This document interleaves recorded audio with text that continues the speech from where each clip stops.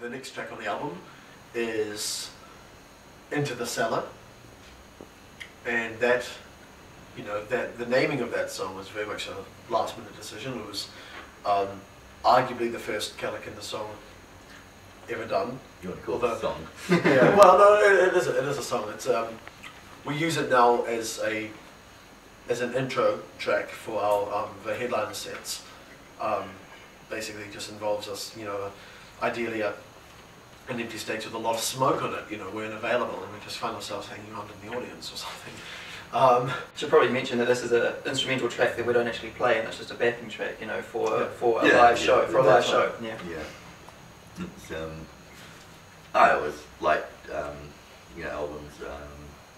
I throughout my teen years and stuff grew up listening to a lot of Cradle of Filth and stuff, and really loved the, you know, the instrumental passages and breaks that they'd have, you know, usually about halfway, 2/3 of the way through the album kind of thing. They have a 2 or 3 minute kind of orchestral thing in there. And also we grew up on a pretty heavy diet of Tim Burton. Yeah, yeah, and so that I wrote Into the Cellar. When was it? End of 2003, I think. So way before, around way before any of us had even met, I think. Oh, I think I knew Anton at the time. Yeah. But, yeah. That's just, yeah. Been listening to a lot of. I think it was shortly after or before, or around the time. I can't remember when. Golden Age of Grotesque came out anyway, by Manson, and that had that whole sort of the really creepy cabaret thing going on with the album, and that was something I kind of liked. And, hanging out at home one night, and something happened. But it's really good.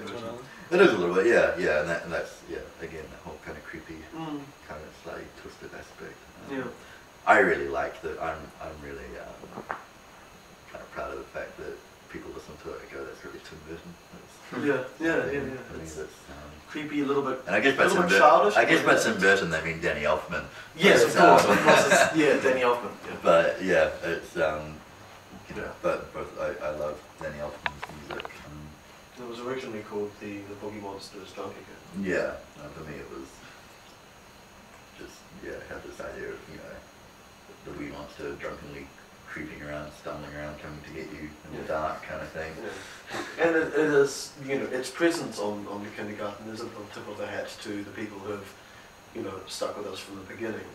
People who have been, you know, 3 years ago when they, you know, first found themselves stumbling along to, you know, our very first 2 concerts, or several, you know, first few concerts. Back when we took ourselves even less seriously.